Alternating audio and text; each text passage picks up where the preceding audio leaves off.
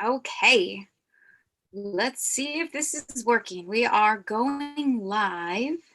I have live here and I have live there. Welcome. This is Cosmic Conversations, a place where we can come together and discuss pretty much any of your questions regarding spirituality, ascension, personal, anything. Our main presenter is Dr. Heather Harder, who is the author of many of these books, a speaker, entrepreneur, also ran for office for president in 1996 was her first run, and my mother. I hope as you join us that this call is a chance for you to live in a more powered, more joyful, more loving existence, and that you're welcome. We do this every Thursday. It is a free live Zoom. You can always join us Zoom on live. Just reach out and I can give you that Zoom information. And if you're watching us from other locations, welcome. So we have this going from YouTube as well as Instagram.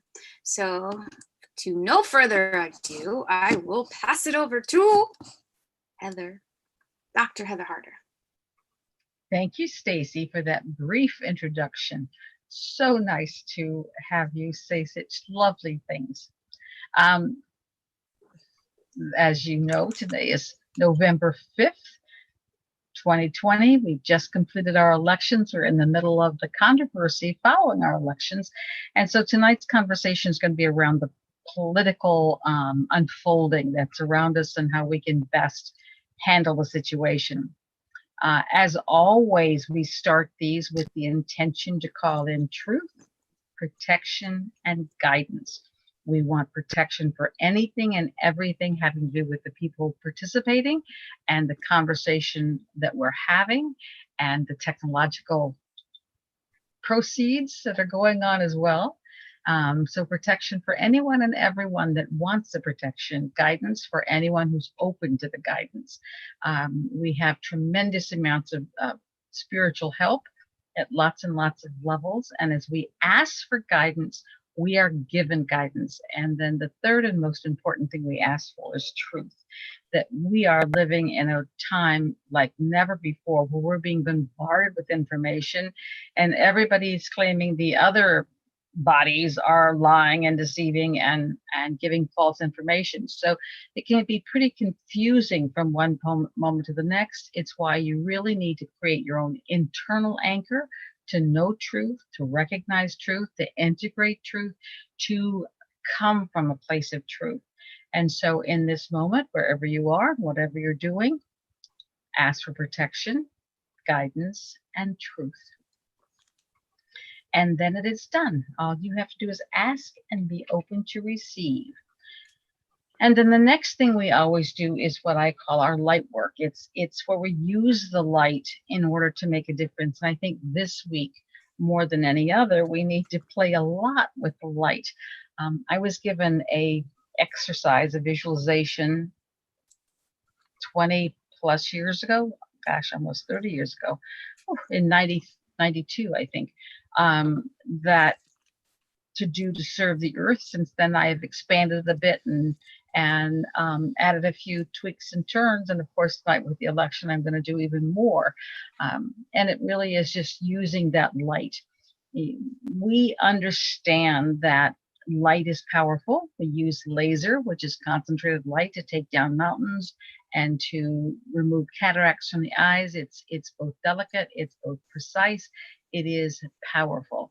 And so as we begin to understand how we individually as light workers, as beings of light, our core is light, that we are also empowered to use this light in a way that serves this planet and its people. And so the exercise we do at the beginning is always about using that light to make a difference. Always, as we do it, you're welcome to change, alter, do whatever you want to do with the light, as long as it serves this planet and its people. You can use it in any way you want. Just always remember that what you send out comes back.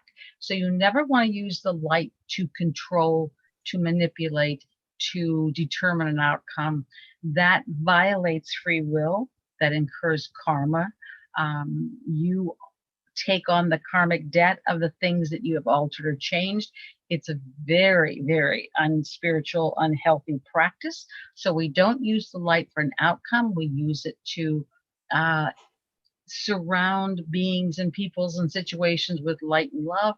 And hopefully in that energy, they will see wisdom or experience whatever the higher path is. But that's up to them and how they use the energy.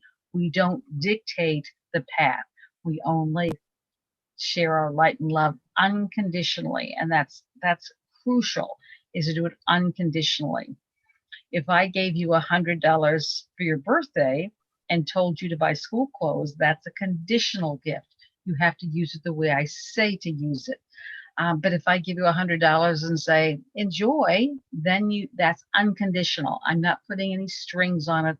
I'm not putting any kinds of rules on how you can use it. You have to use it.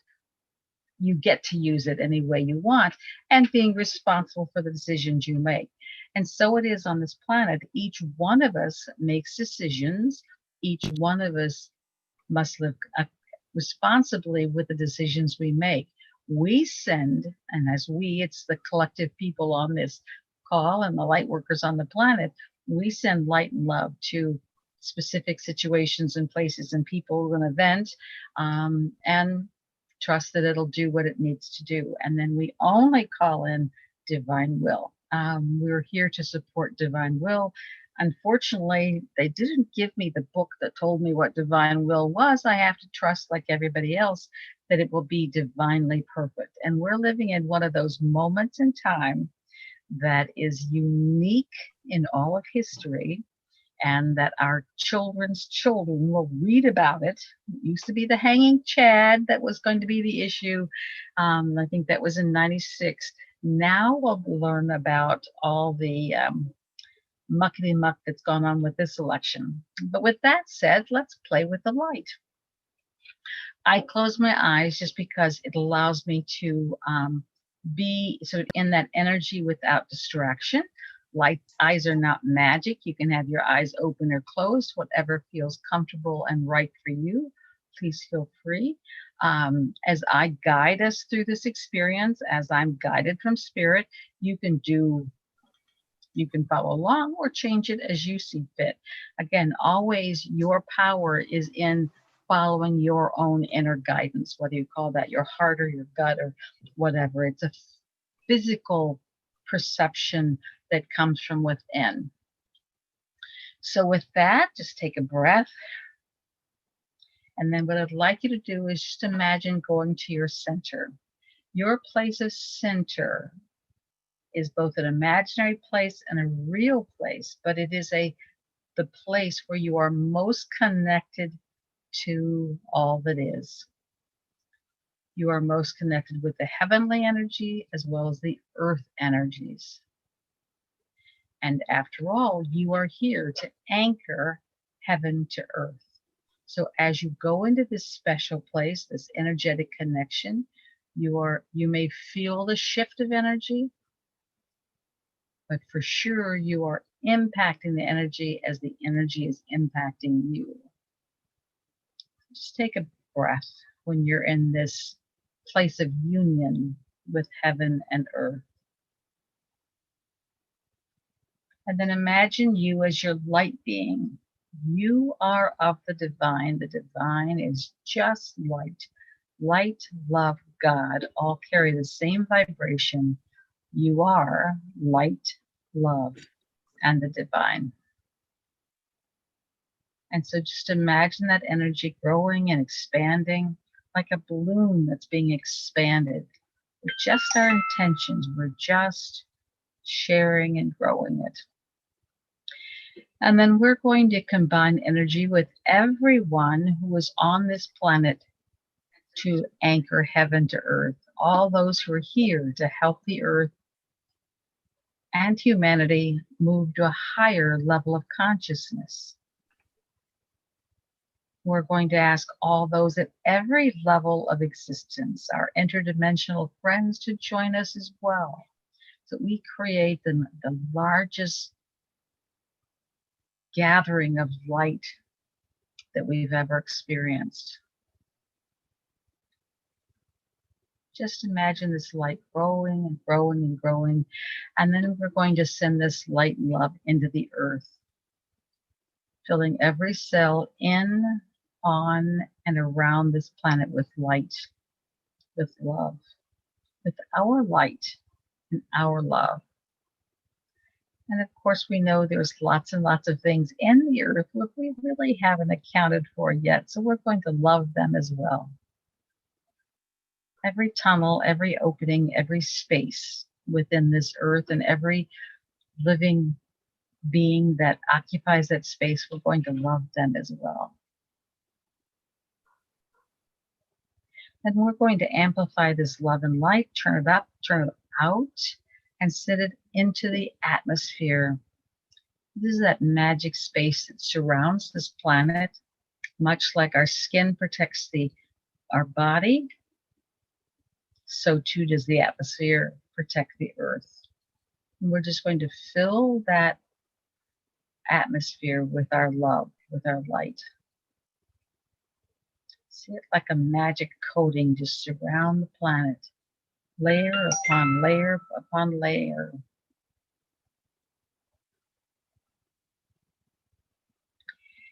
And we know that there are lots of beings on this earth that are not letting their light shine. My spirit friends call them the lesser lights.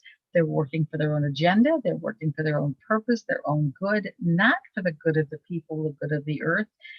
They're just working on their personal agenda. We're going to love them too. Just imagine everyone on this planet who is working for their own self-interests. And we're just going to love them. And everyone who is trying to sabotage this Earth's evolution, sabotage our atmosphere, alter or change the direction of this planet, we're just going to love them. And we're going to dissolve their ability to impact the planet and only allow the divine. We are here to be active participants in this game of Earth. We are not meant to be just observers.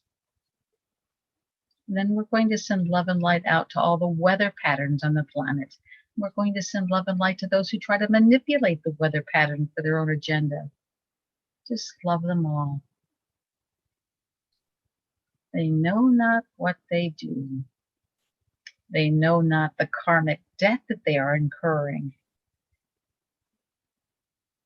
Whenever you try to alter free will on this planet, that's the largest sin there is.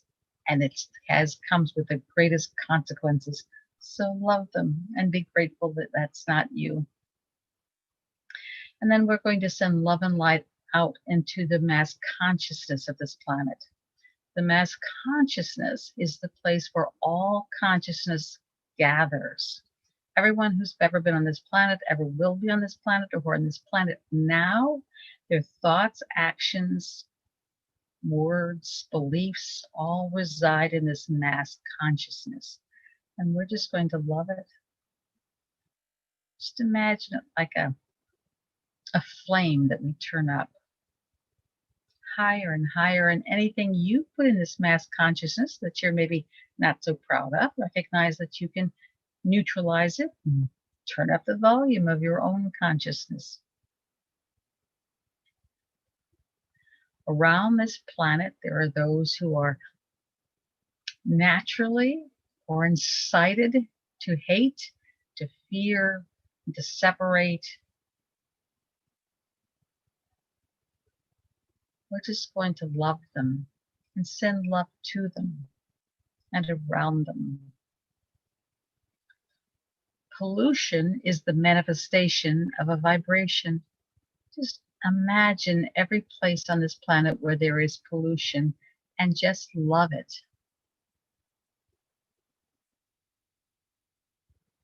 God has an answer for everything. I was told 30 years ago not to worry about the pollution, that it will be resolved as soon as consciousness is resolved on this planet, that there is going to be just a tiny little enzyme they can release within these plastics and these artificial substances that will just gently separate the ingredients back to inert elements. That the pollution will simply just go away. And I read in the last few weeks that scientists have found such a bacteria, something enzyme that they now can release, and it's beginning to do some of this separation. They're still playing with it, but it's being known. I was told we'd have to wait till we had heart scientists who could handle the information before it would be given. So apparently we have some heart scientists, so let's just love all these heart scientists that are finding solutions to many of the problems that humanity has made on this planet. We're so blessed. And then we're going to send love and light to all those on the planet who are here to influence others, whether on social media, whether in businesses or organizations, and even those in politics, at the local level, at the state level, at the federal level, in every country around the world. We're just going to love all those that have the power to influence.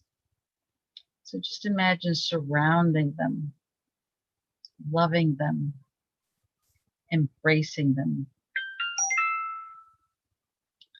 And right now on this planet, in this country, we are embroiled in a great, almost an etheric kind of civil war. I don't think we've had this much hate against opposition since the Civil War ended. We're just going to imagine all those people who have strong opinions on either side of the aisle and just love them and know that God has a plan. Imagine God's plan and rededicate yourself to helping do your part in this divine plan. Empower this divine plan. Ask the divine team that looks out after this planet in its various levels to manifest this divine plan in divine perfect time. Right now, we're in the ugly phase of divine plan. We're having to see the corruption, we're having to see the greed, we're having to see the uglies. But sometimes that's necessary to clean it up. You have to lance the wound in order to drain it before it can heal. And we're in that lancing period, so just love it. Love the corruption. Love those who are corrupt. Love those who are manipulated and being manipulated, and who are in turn manipulating our thoughts, our actions, our opinions, our awarenesses, our votes. Our vote in this country is sacred. It is our manifestation of divine will. We determine who will be our president. Imagine every ballot that's been cast in every state, in every province, in every territory, and just see every ballot being surrounded with love. And those that are authentic and real and just become empowered and become easily counted. And anything that's corrupt, anything that's false or fake or fraud, imagine it become hollow, shallow. Imagine it becoming transparent so that it is easily recognized as false. And those that have created these false ballots, these fraudulent ballots, see them becoming transparent as well. We must be able to see the truth, handle the truth, in order to claim the truth. And just see that happening.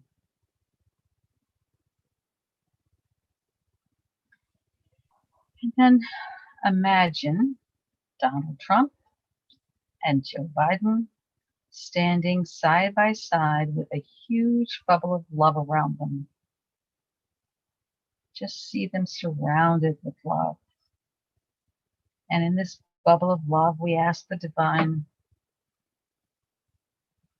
to manifest what needs to be manifest for the greater good of this planet. We are here to transform a third dimensional planet into a fifth dimensional planet, one of love, one of unity, one of wholeness and healing. One of these two men will be responsible for the next phase in this country, which in turn will affect every country around the planet. Hold them in light. Hold them in truth. Hold them in divine blessing. Let their motivation, their actions become transparent.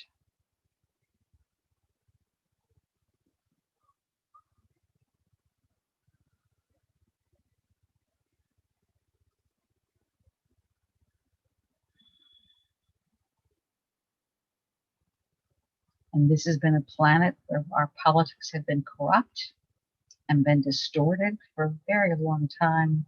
This isn't new now, but it's new to begin to stand up for truth, stand up for justice. So what we want to do is just imagine all the voters who took the time, who energetically mailed in their ballot or went to the polls and entered their ballot so that they would have a voice in this election. Let those legal ballots, those legal votes, be loud and strong and be heard. And anyone and anything that interfered with our honest ballot become known, become transparent, and be treated as treason, which it is. We can no longer individually or collectively allow anyone or anything to tamper with our ballot. It's time to call it what it is, which is an act of treason. They're altering the government and the will of the people. Just call in the divine, the angels to stand against that so that our free will reigns supreme, that nothing and no one can alter our free will, alter our vote, which was given freely, and to guide us in the divine perfect action to play the part that we volunteered for so many eons ago. Speak to us loud, speak to us clearly, guide us in our actions so that we may play the part that we are destined to play. And then we send this light and love to anyone else that needs it or wants it. We'll just have a few minutes of quiet so that you can send this light to and love to people that you know, people you care about. However you want to use this light for the greater good. Please do so now.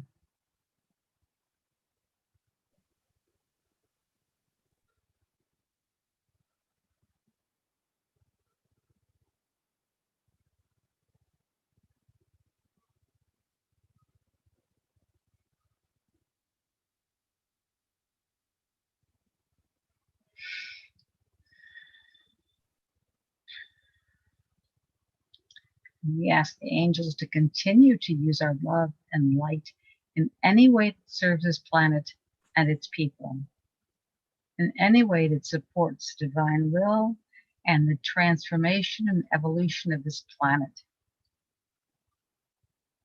And then the most important step is to stay open. In a trusting heart, recognize that anything you send out must come back to you. So all of this love and light that we've been sending out must return to us. It is the way. It is universal law. So if you will, just open your heart, open your body, let every cell absorb this light and love. Feel how it feels as every cell of your mind, of your body, of your spirit just becomes this light and love.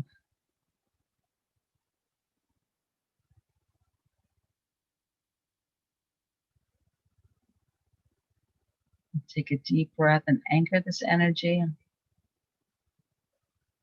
It's up to you to carry this energy with you for now and always. To send this energy into the heavens and into the earth and start the cycle all over again. We are living in magnificent, exciting, interesting times, and we ask to be bestowed upon us the peace, the courage, the trust, the wisdom to know how to accept and move through this energy without adding to the hate and the hostility and the negativity that some are creating under the guise of this election. Give us the ability to stand in our truth and just love all who are participating. In all things we're grateful. So be it. When you're ready, just come back to the here and now. Come back to your center. And then back to the here and now. Just feel the energy.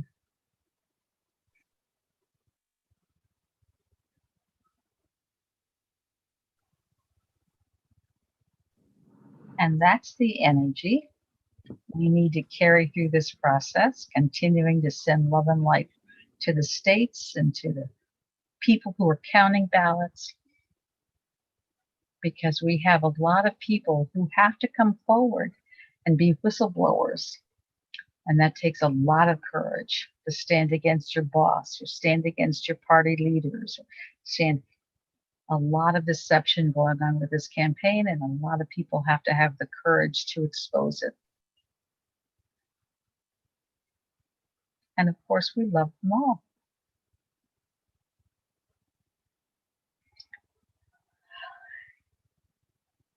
So, anybody want to share or ask anything?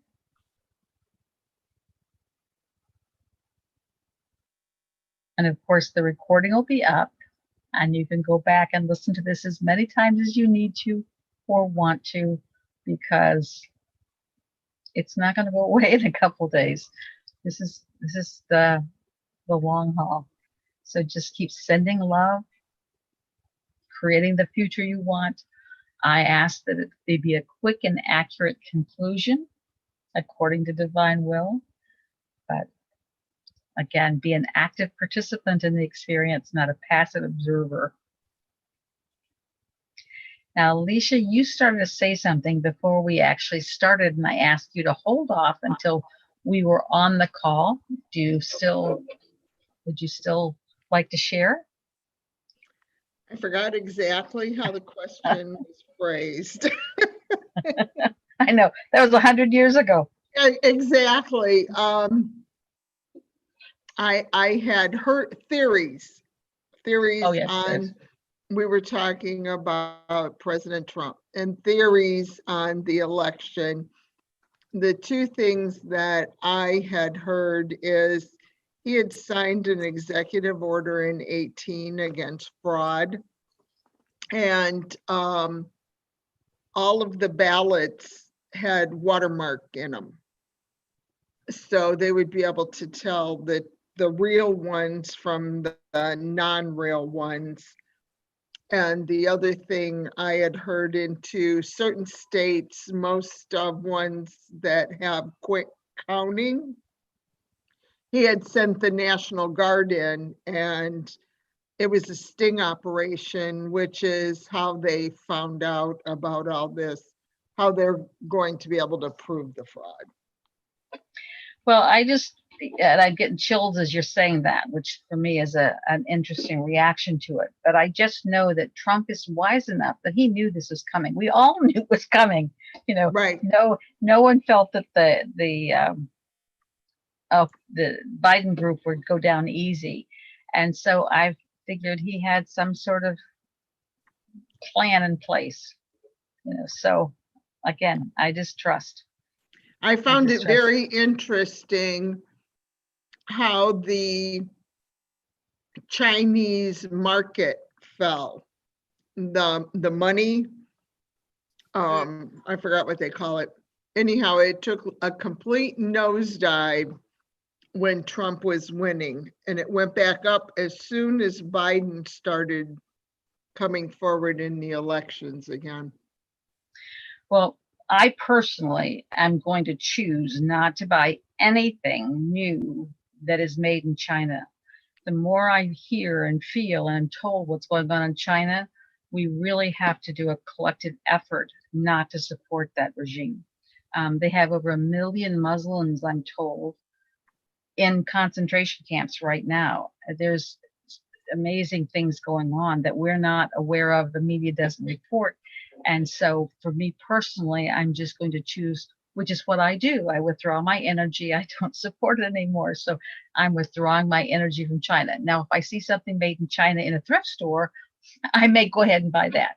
But if it's a new product, I will not buy it. Right. So, and I think everybody has to decide at what level they can follow their own heart. And one of the things that came through me, because I was very up in what's happening, because that's how I enjoy things. Well, first of all, explain what those are. Okay. A lot of people may not know what they are. This is a list of states. This is actually from Hillary Clinton versus Trump in the last election. So 2016. And this is all the red states were taken by Trump. And obviously the blue was lost by Hillary. So it kind of gives you an idea of what the state is voting. And then this is the current state list. And in the current state list, I circled either blue or red or squared, depending on who quote unquote has that state at the moment. And it's all the key states, but all the key states went to Trump last time. Easy. So it's just interesting. And then I realized as I was watching it, I could feel energetically me. It was like, I don't know how to explain it, but it's almost like you get into it and then it's like they just take on your energy and it's like, oh, this doesn't feel right. So well, you're feeding the dark side when you get emotionally engaged in that and that all that kind of things. The energy, what you put your energy on is fed, and so you're feeding this I don't know what word to use, but they're feeding this stuff.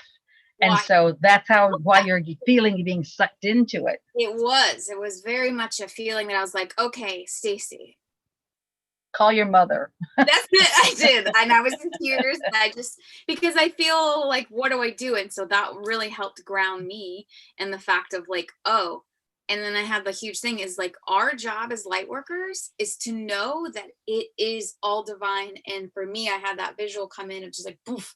And literally our job is to hold the love and the light, and literally just in that grounding and the inside the earth into the ethers, and just literally be so grounded in that, knowing your sovereignty, knowing you're free, knowing your love and light, and nothing or no one can disturb that is really what we're doing. And it's all about how much can you hold and trust and get into that and surrender into that.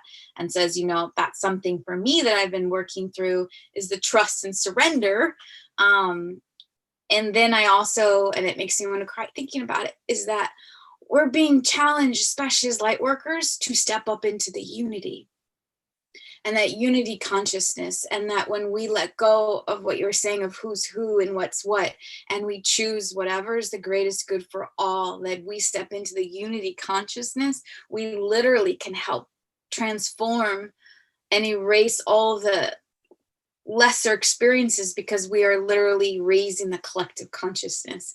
And I felt that was the biggest things for light workers, is just to be able to be grounded in your core, that you are free. Nothing or no one can take that away from you, that you are love and light. But you can give it away.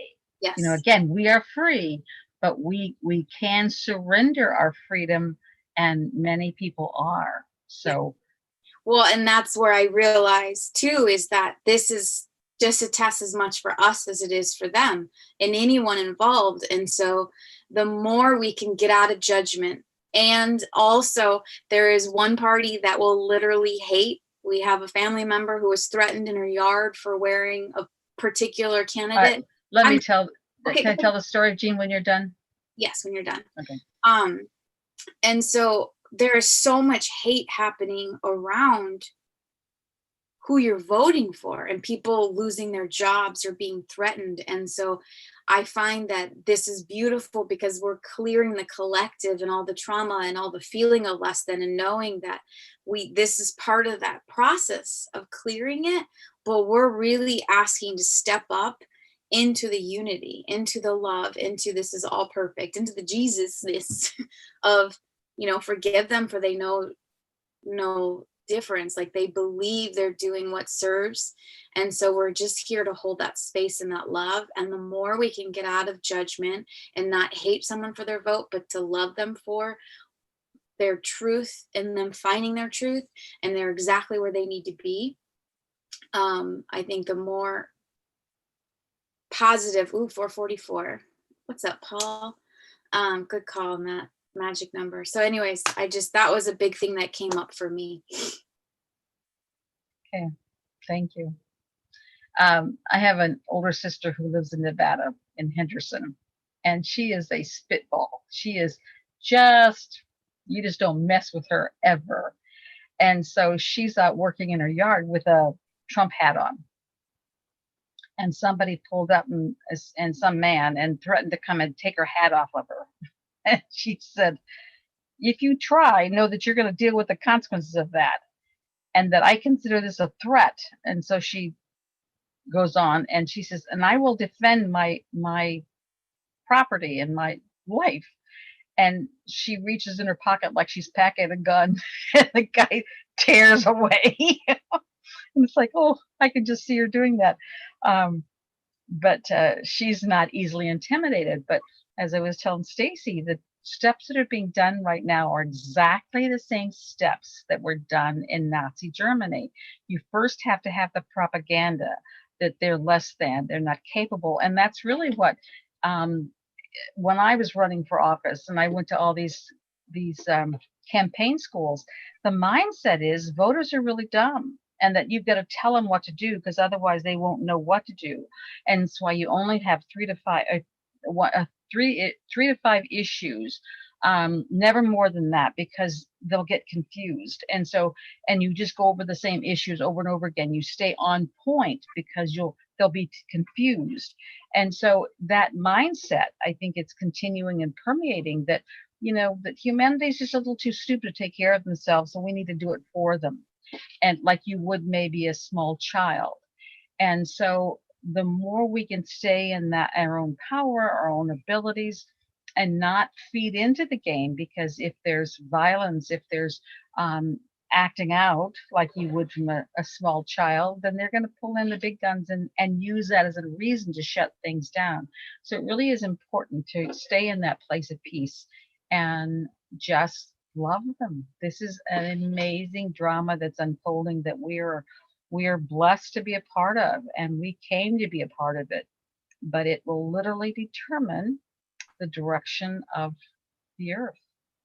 And I do believe the more we can stay in that love and light, we're automatically choosing the timeline of less resistance, really, of ease and grace. I mean, we're on a timeline regardless. It's totally just up to us. Where do we want to drive it? Like, how much do you want to experience? And so for me, the more I can just surrender to God's will be done and the will of the people, and just trust that we are exactly where we need to be for all the right reasons, because as you know, and our country was designed to have a revolution. What was it, Jefferson, that said that we're supposed to have a revolution every 20 years or the government will become too powerful? And we have let go of that. We haven't done our duty to say enough is enough, we're getting involved. And when you have politicians who've been doing it for 40, 50 years and they leave office with millions and millions and millions and millions of dollars in properties, it's like, wait a minute, where? And a full salary for life. Yeah. I mean, who does that? And we didn't do anything or say anything when it happened. They get a full salary for life, even if they're in prison for yucky behavior. So, well, it's time that we're just clearing out the corruption. And I think we're big. Well, it's also humanity becoming activated. We had a larger turnout for this election than anything in recent history, and apathy and has been the enemy of this country. We just not taken any action. We said, well, you know, it's the way it is, you know, what can we do? So we're being active again. And that's the first step of taking responsibility for this country and the people we elect. Well, and you say turnout, there's a part of me that giggles inside because there's some states that had 135% turnout.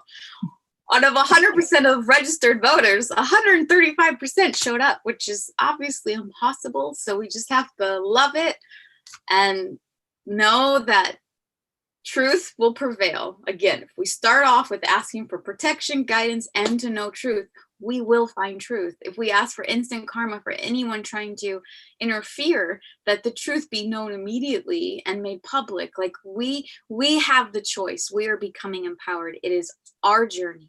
It is the journey of self to find the divinity. And so we have to go through all the negative experiences. Anything that's mirroring for you, congratulations. If it's bringing out hate, good, because we need to remove it from the collective. This is our time to not judge, to not hate, but to love everything that's being brought out. And I'm a very sensitive person, and I find I do a lot of collective alchemizing. And I've been in bed last couple days. Like, just know, take care of your body right now and be kind to yourself. And really, like, how can you be more supported to who you are in this journey? How can you be more love? All right, I'm gonna move on. Okay. And does anyone else have any questions or comments? Are there anything in the ethers on Facebook or anything that people have said or the one you share? Facebook or Instagram?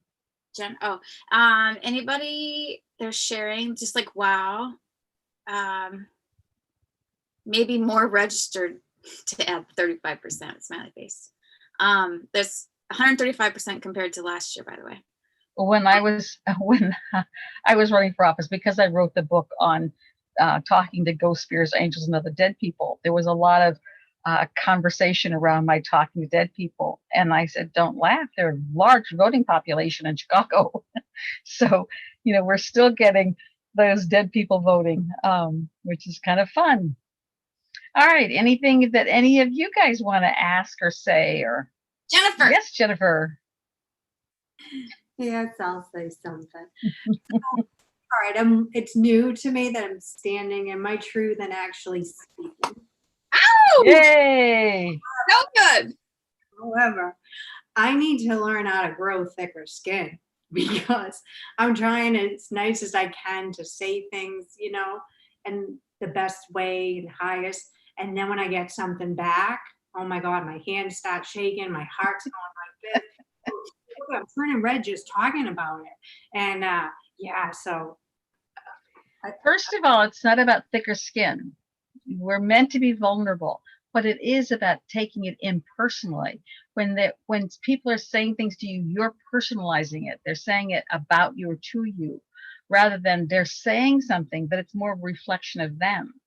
You know, if someone says, you're this, an example, I was invited to go to Bali to do 2 weeks worth of workshops. I was thrilled. I mean, I was going to Bali. After my first presentation, this woman came up to me and she goes, I don't like you. I don't like you a lot. She says, you remind me of my mother. And, you know, my first reaction is, well, that's interesting. I didn't ever take it personally. And now looking back, I recognize I didn't take it personally. If someone says, I don't like you, some people would have felt defensive, so we would have justified whatever. I just said, oh my goodness, the universe must really love you to send me halfway around the world, 24 and a half hours in the air. I think it was 30 something hours travel in order to be here to reflect your mother issues. I said, the universe must really love you. And I said, would you like to sit down and talk about your mother? And she said, yeah.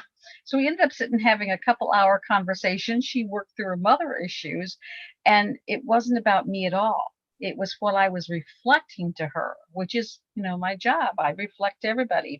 Whatever you see in me is a reflection of you. If you think I'm smart, congratulations, you are. If you think I'm stupid, congratulations, you are.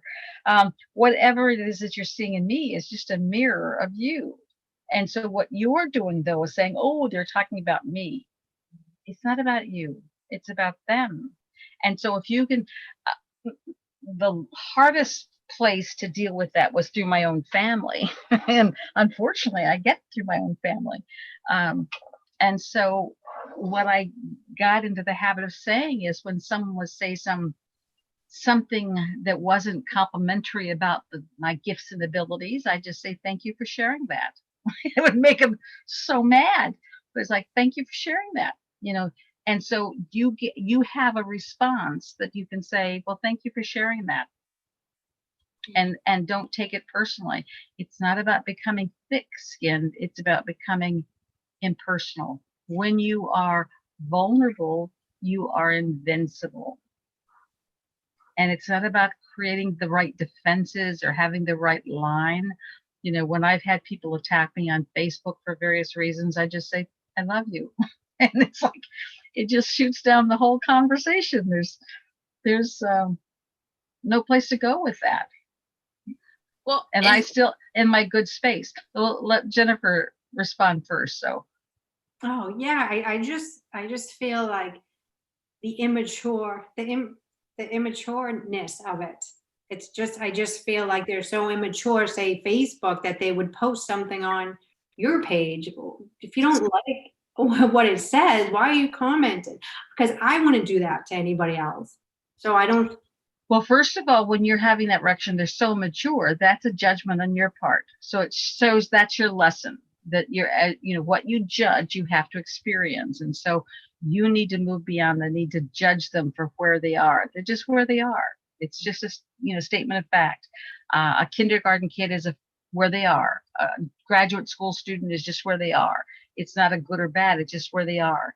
And you need to move beyond judging and just recognize it's where they are. Send them love, and don't react to their.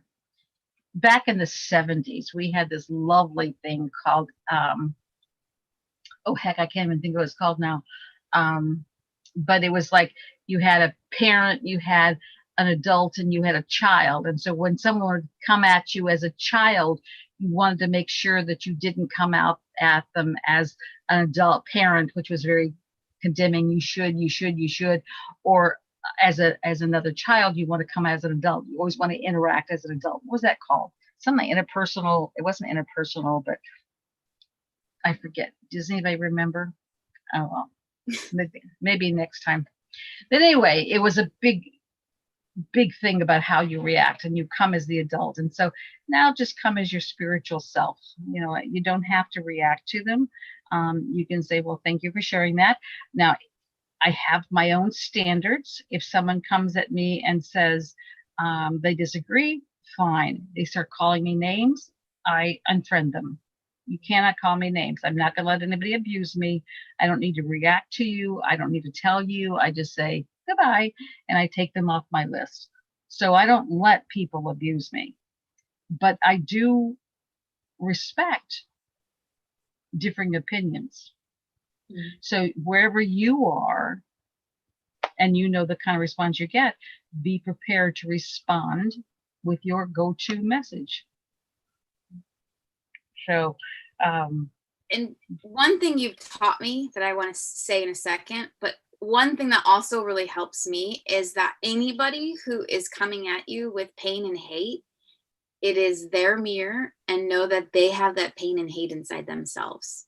And so all that's happening is they're being triggered by you because they're giving themselves that opportunity to heal that within themselves. It's not your job. Your job is you. Because I've experienced, I think, where you are as far as learning how to verbalize, it's like this new exciting, like feels good, but then we get tested on the different levels of how can you stand in your truth? What about this situation? What about this system? It's like that spiral of lessons that you now got your first beginning of it. So now we're going through the different layers and levels of how different situations, can you still speak your truth with love? Can you still come without judgment? One of the visuals that I had a very challenging conversation with someone who was very toxic to be around in any way was when we had those conversations. Mom gave me the example of, you're not here to engage, you're here to just honor them, right? And so when we can sit down, most people don't get the chance to actually be listened or heard. And so one of the things that she did is like, it's like, imagine like you're playing tennis, but your job is not to actually play the ball back and forth. Your job is just to let the ball go by you, and you're holding space for them to get it out or to do it. So if you get out of the idea that what they're saying is personal, and know that they're just responding from their own inner hurts and pains, is that you can then hold that space and the love and the light for it and engage in a way that just allows them to say whatever they want, and it goes right by you, right? You're not there to engage it. Thank you for sharing. And when she does that, it's really powerful. It's like they don't know how to handle it because they're used to the It does. It's like a bucket of cold water because they aren't used to that. They don't know how to respond to that. Yeah. And almost everyone, this is a perfect comment from Dwayne, is you have to remember that most are reacting from the wounded and programmed inner child. Anyone who is angry, anyone who is in anger, it's because they're not able to feel the hurt and the pain that they're going through. So they react with anger because it's easier, it's more socially acceptable, it's less vulnerable. But know that anger only covers pain and sadness. And so if you can just ask them questions, let them share, then pretty soon they'll get to that pain and sadness. And then, again, it's a choice of whether they want to feel it or block it and get angrier. And they can go in both directions. Yes. And if you are getting that emotional trigger, no, it's not them. It's you. It's your triggers. Your buttons are your inner guide, your inner wholeness saying, oh, you have something that was an old wound. Are you ready to get rid of it? In that moment, that's, to me, the whole point of these emotional responses is our gift to be able to heal something if you're ready. And that's why we feel everything. And so if we're feeling these things inside, then just pause, take 3 breaths before you say a word, and go in and say, is this true?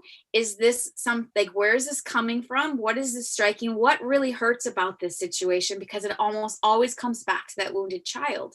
And so it's just the opportunity for you to be able to move through your gifts and your stuff. So again, go through the questions. What is this teaching me?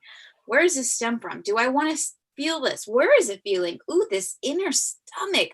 Oh, I can really feel a knot in the shoulder. Like, start just literally moving in and observing. And if you can go without the attachments and go without, and literally like almost like a bird's eye view of watching yourself experience this, then you're like, oh, so that's what that feeling always is. It's almost like me running away from something or me not speaking my truth. And I had a lot of people would make me upset because they would just say things that I'm like, how could you say that? But I was really not allowing myself to speak up my truth. And so that's what I was upset at them at, is because they're speaking theirs and it's against mine, but it's like, I didn't feel safe expressing my full truth. And so it's always, anytime there's a lesson, we'll feel those emotional responses. And sometimes it's just a gift for us. Yeah. One of the, as you know, I own childcare centers for over 20 years. And so because they were my centers, I get to make the rules, and I really like that. And so one of the rules was if a parent complained about something, that teachers were not to react. They were to get a notepad and a paper and write down every word they were saying. and thank them for sharing, because truly you want the parent to complain to you and not to their neighbor or not to someone else, but to complain to you. So they would take a paper and pencil and write down every word, because that was a way of acting respectful toward what they were saying. They were taking it seriously. They were taking it down. And so I had the sweetest little toddler teacher, and she was just a tiny little woman. And this parent came in. She'd had the teacher had a rough day, but one of the kids, 2-year-old sock had been missing during nap time. She couldn't find a sock. And so when the parent came in to pick him up, it was missing a sock, and the parent went ballistic. And Gina did everything I told her to do. And then after the parent left, she came to me just sobbing. She said, I did everything you said, and she was this, and she said that, and I said, don't worry about it. That was her. You behaved yourself perfectly. Don't worry about it. Let it go. It's done.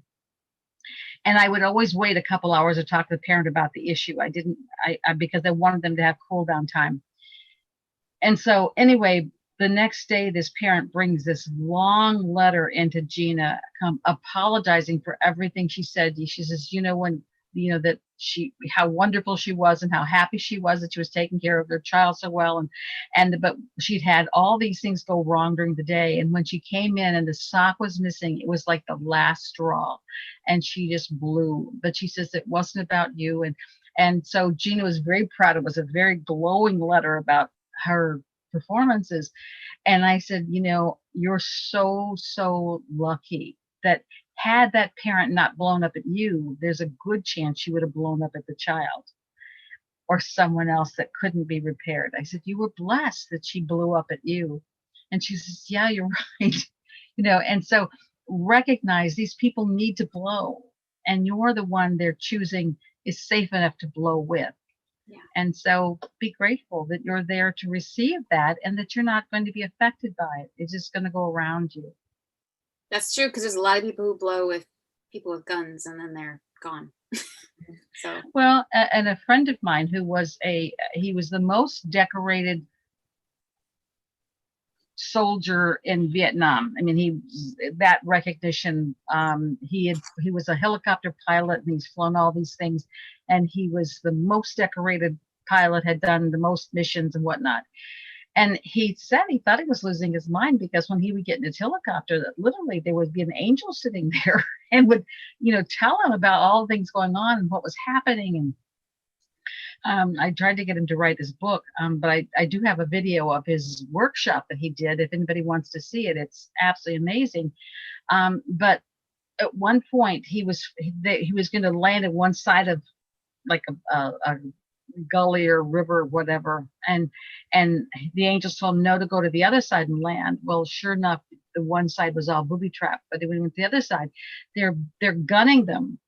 And he said literally all along his seat in the helicopter was bullet holes, and he was untouched.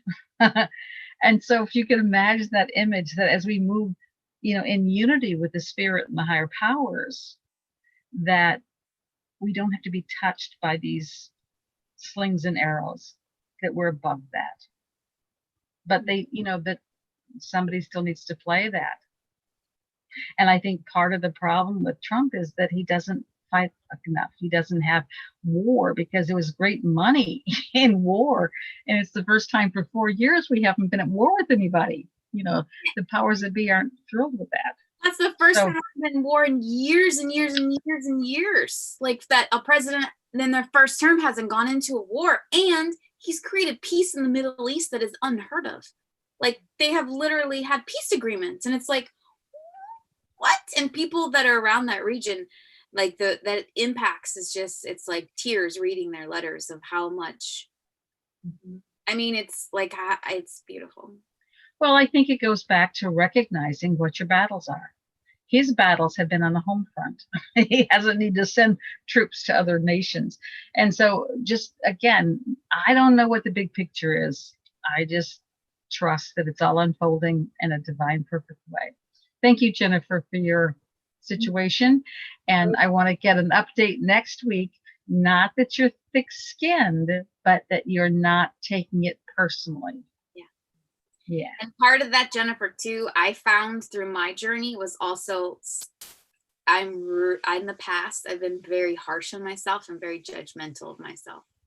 And so the more I can find that I let go of judgment within myself, I can find it easier to not judge other people. And so I always like to look at that too, like, oh, I'm judging myself. This isn't about them. And so I find it normal to have those reactions because no one wants to be told certain things and done different things, but go back to just your breath and connection and know that this is your journey, your growth, and that no one has the right. And that was one thing I also gave my power away in the past a lot because I would let other people's stuff affect me. And then my sister was my good teacher at that, as far as getting upset or rah, and she would be fine. And here I would be for hours trying to process all this, but it was my choice in giving her my power. Like I didn't have to react. I could let her do whatever she wants, but it's like, I get to own that. And so it's a journey. It's a process. And I will say again, Stacy can sound real confident, but she calls me when she's getting into, she knows what her places are that she needs to get shored up, and she'll call and we'll talk through them. I put my phone number up there so that if anybody needs a quick pick me up in order to move through a situation, feel free to call me. It's my job. I'm here. But it's oftentimes it's just looking at something with a different perspective that allows us to move through it in a different way. And I definitely, I'm confident, but I definitely tears and cry and feel, and I am very much a feeler. I don't just lightly experience things. Not just a feeler, she's an emoter. She's a drama. She's an actress for a reason. She goes full out. Oh, but I also have you as my mother and teacher. Okay. Anybody else have anything they want to ask or say? Terry. She's shaking her head no. I thought that was kind of a clear indicator she didn't. I know. I thought so too. I thought she'd want to say something. You always have such lovely things to add. Terry. Okay, Terry has it. So unmute yourself, Terry, and if you want to, was that finger? No. I don't think she wants to add anything. Okay. I just thought she did because she usually does. Okay. Nothing from the peanut gallery? Anything from the peanut gallery? Nope. Candace just gave some hearts and laugh out loud because of the mother-daughter dynamic. Well, tell Candace to get online and visit us. We miss her. She's online through IG, but she was still at work late. So I told her, I said, Mom's missing her favorite student on live. So yes, I miss her. Our active participation. She's very okay. Well, if there is nothing else, an hour and 15 minutes may be our record. Are we gonna do Real quick. Okay.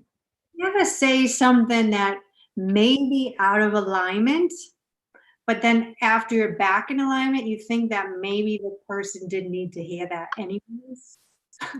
Well, first of all, anything you put out, you can neutralize. It's yours to do. So if I were to say something and go, oh crap, I didn't mean to say that, or that didn't come off the way I wanted, I own it and say, if I have the opportunity to talk to the person, I say, I'm sorry I said that. That was not what I meant. I apologize, whatever's appropriate, for offending you, for doing whatever, and own it. And then in the universe, I also just imagine all that energy that I put out becoming neutralized and transformed. I do what I call reframing. I just put those words in a whole nother experience so it comes across differently. So I'm still learning. And so there are those moments, and I just do whatever I need to do to undo what I've done. Yeah, but what if you feel that it was okay that you said that? Because maybe there's a higher purpose to what you Well, said. if I said it, an example, I probably pissed off a whole room full in one fell swoop. And it was like, I'm sorry, that was what needed to be said. But I lived with the consequences. But I was this very powerful, spiritually attuned man.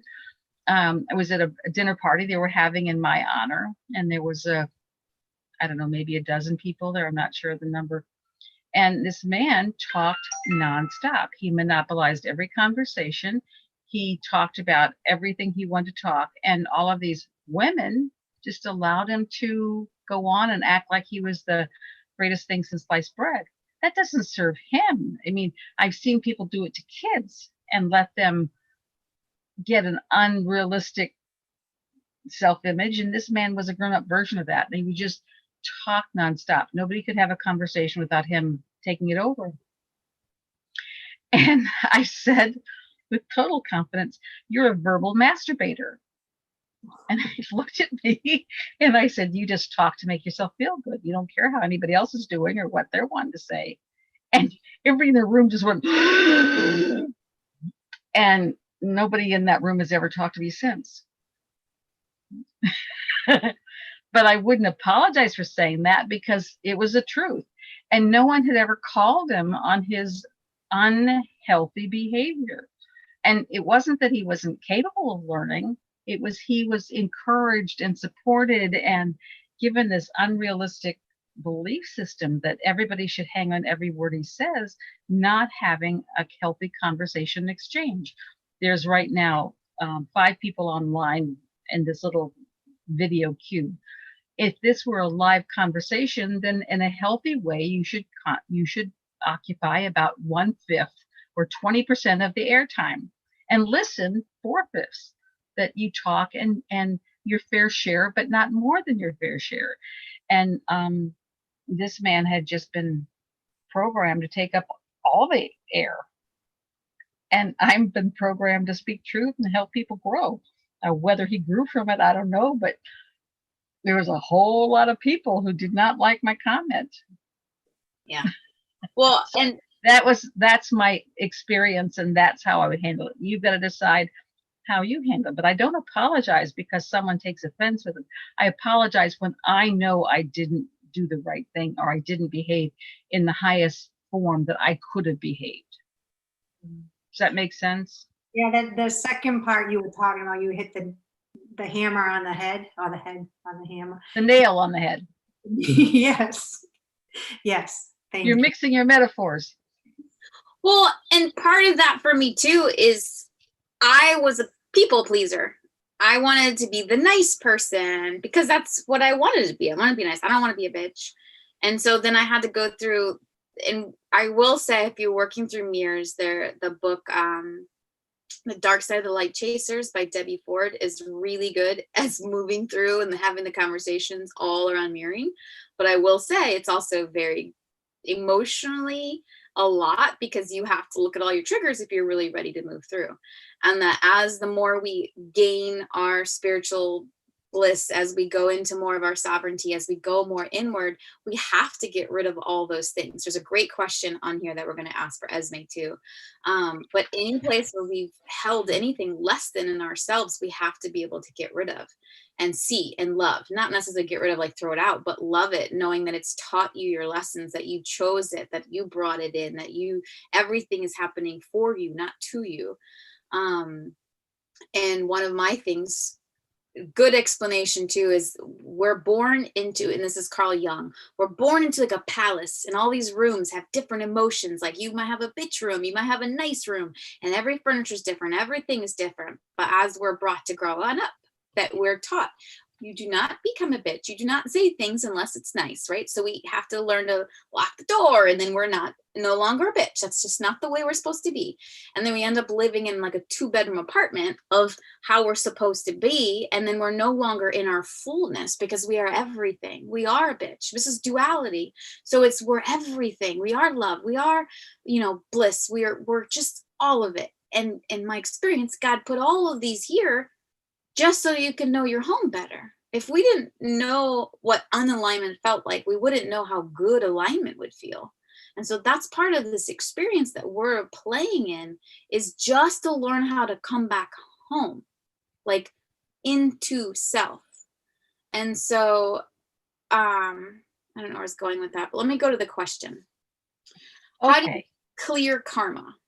For example, when you judge, you create karma for judging, right? Question. Correct. Yes, you create the judgment creates karma. Okay, so how would you clear karma? Well, lots of things create karma. Judgment is just one of the things, but the Bible tells us, judge not, lest you be judged. When you're judging someone, you have to develop compassion for that person. You do that by becoming one with them, and therefore you will experience whatever it is that you're judging, so that you can have a greater understanding of the other side of that. You clear karma in two ways. One is the physical, slow, sometimes painful way of experiencing it. Okay, I'm judging, therefore I've got to go and experience it. Or I have moved in and hurt someone, so therefore I have to be hurt. So that you have to experience every side of the experience. The other side is through the laws of grace. The law of grace supersedes the law of karma. Grace says, I got it. I learned that lesson, like Jennifer in her example. And so once you move into grace, you have an awareness that you're not going to do that anymore. Basically, what Jesus was teaching was the law of grace. You don't have to reap what you sow if you have an understanding and you move through it. So the law of grace is saying, I got it. I'm not going to do it anymore. I don't like that. Now, if you say, oh, I've got grace, and think you've cleaned yourself, and then you go into the situation, do the thing again, grace doesn't happen over and over again. You kind of get just a few sincere shots at grace in order to make it go away. But this is a lifetime where we're clearing up karma, which is why we're all going through such extreme experiences. But if you don't want to go through the extreme experiences, then you say, okay, let me release that which I do not need to go through. Let me develop compassion for everyone. Let me move from my judgments and understanding with everyone. Once you've done that, you don't need to go through it. So it's a choice. And yes, yes, Esme, you can do that as well for different situations. But to me, when you're talking about clearing, you can just verbally clear it. You can ask your angels, you can visually, you can do it all kinds of ways. There's no right or wrong. That's not clearing karma, though. That's clearing energy. That's not clearing karma. You have to move into grace. Grace is the only way that you can keep yourself from moving through the experiences. Those are all clearing techniques, but they're not clearing karma techniques. Okay. I can clear energy, I can clear negativity, I can clear other things with those things you're saying, but I can't clear karma with it. So the only way to clear karma is to visually, or to specifically ask. Act it out or move into grace. And grace is the deepest level of understanding and compassion, where you don't need to act it out. The example I've shared on many occasions, but it's a great example for me, that I was in a lifetime where I was murdered, and I died in a very, very emotionally upset state. And so I had this on these people who killed me. And so then I had to come back into a lifetime and kill somebody, so I would know what it felt like to kill them. And it's like, well, that wasn't fun, so killing someone is certainly made it understandable. Well, then I'm sitting on the couch with a friend, and there was on the news something about somebody who killed somebody. And I said, well, just because you kill someone doesn't make you a bad person. And she looked at me like, what? And I realized how silly that sounded, but I truly know that to be true, that I have been killed and I have killed. And that does not in any way reflect who I am, but they were experiences I went through. Past lives. In that past life, not in this lifetime. And so, but by moving through those experiences and fully integrating them, I don't have to judge someone who's murdered someone. I can be in a state of compassion, understanding that they're either going to have some ugly things to move through, or this is part of their lessons. But I can be in compassion for a murderer. And that's what grace is. So another book yet to write. And someone else, I think Dwayne, or I know Dwayne said this. He said it's Hi, Dwayne. Hi, Dwayne. Hi, Dwayne. Okay. It's holding compassion and patience for yourself in order to have true compassion for others, in a sense. And I think it's all of our journey comes back to self. And the more you come in and show up for yourself, the more you're showing up for God. And the more God is individual within you. And so the more we learn how to come back with that most loving, compassionate place, is the most we're honoring the divine.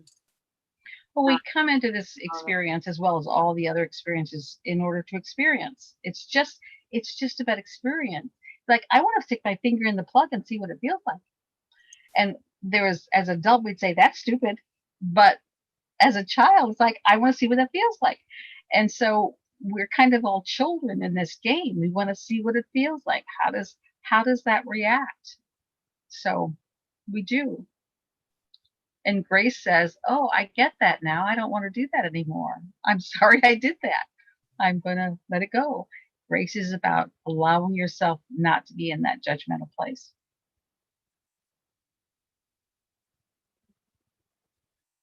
So there.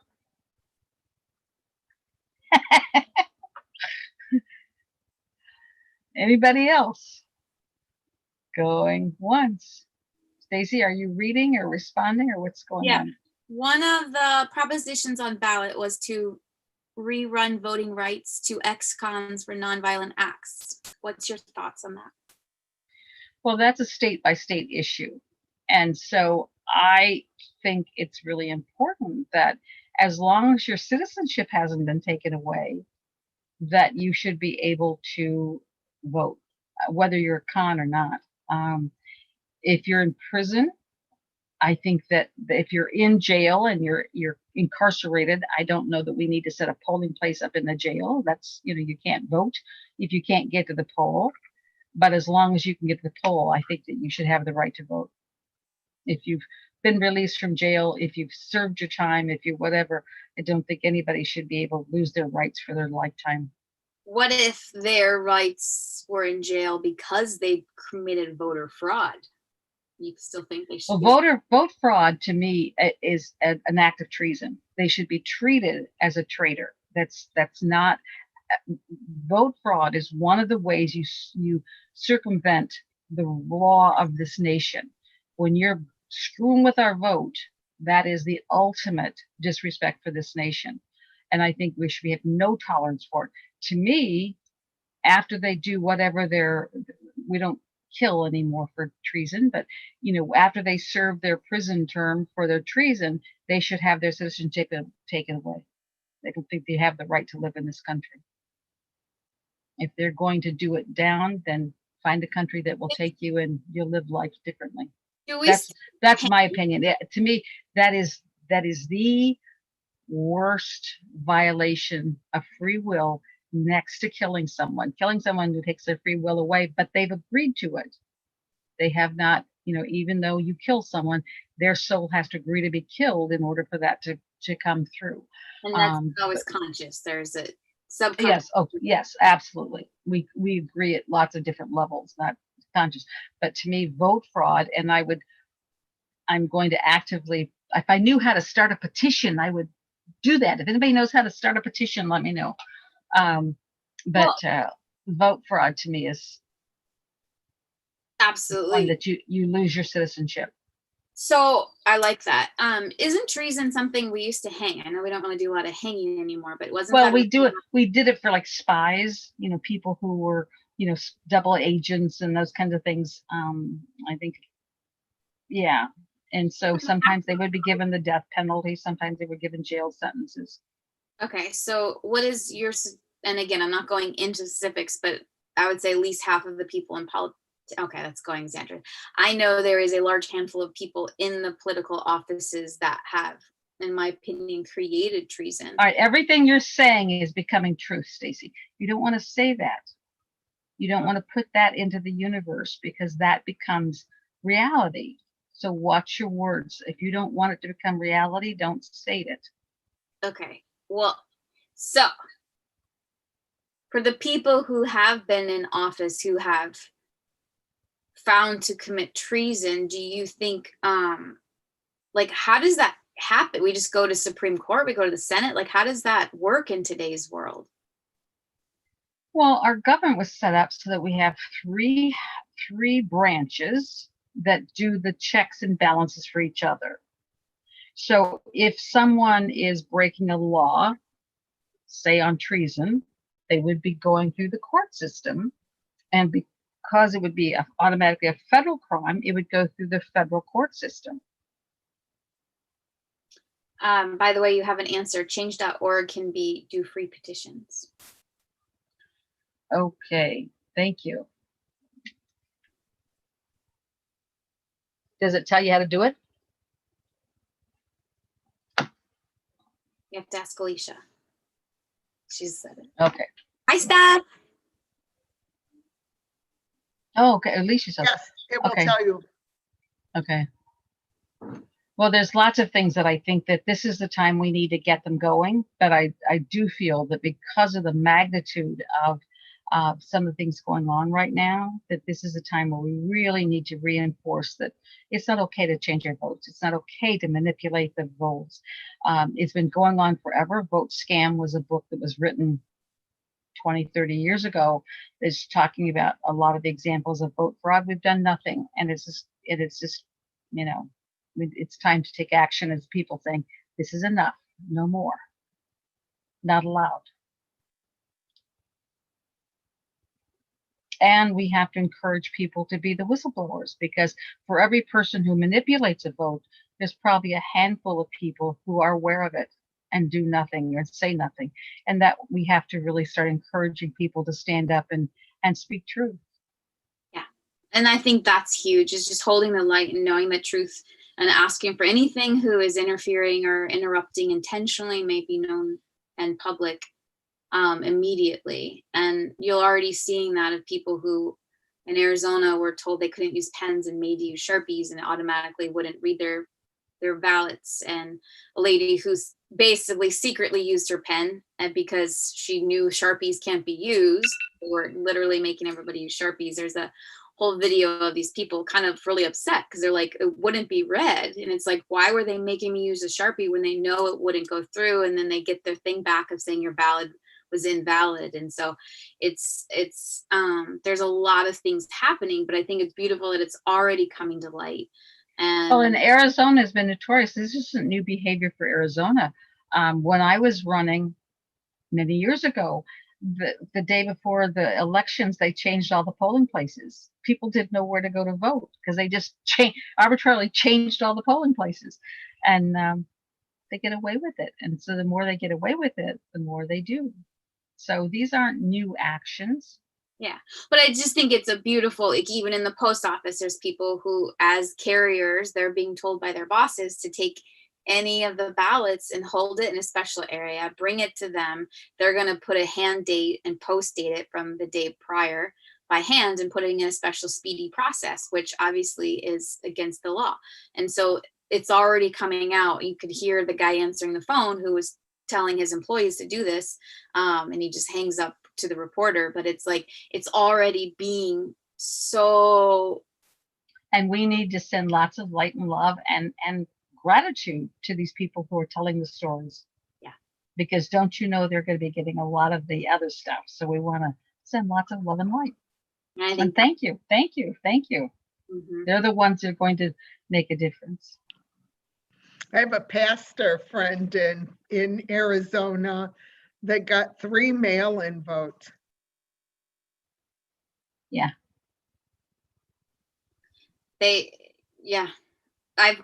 I've heard people, what they've done is they've called, and apparently the Secretary of State will describe, but basically the other one wasn't real. And so that's, I think, what's happening right now with being called in, is that they intentionally sent to people, apparently, especially Democrat registered voters, sent extra ballots, even though they're not the authentic ballot.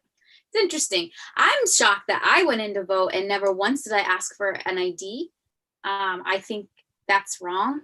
I know I get people mailed to my address. I could have easily just gone and give their name and my address and re-voted easily, because that's all you have to do is have your name. And it's like, well, okay. So it's, I mean, there's just so many opportunities that I think it's really time to bubble in love and, make it a Well, more another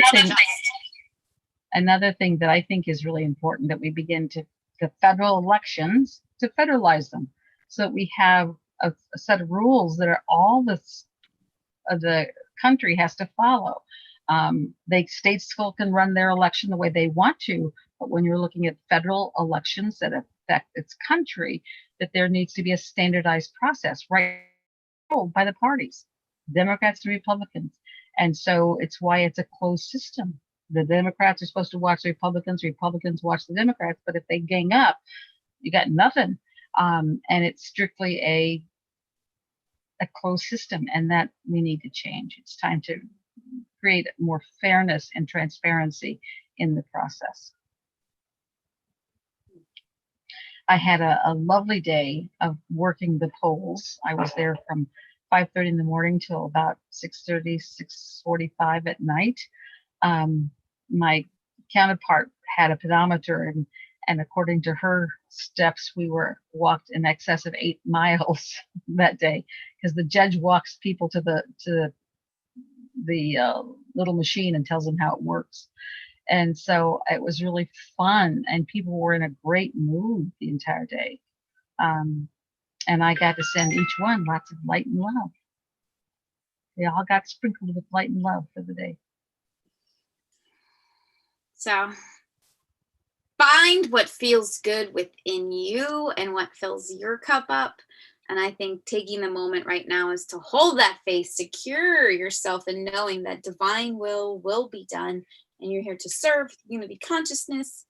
We can get through this quickly, easily. And I always ask the angels and ancestors and forefathers to be here with us, guiding us and asking for assistance for the best and highest good of all concerned.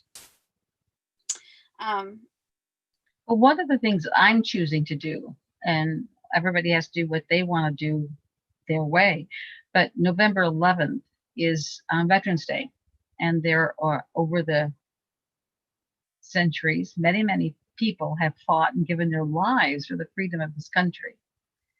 And right now we're being asked to surrender our freedoms without any legalities, without any legal actions being taken. And so starting November 11th, I'm choosing to claim my freedoms back again. So we'll see what happens.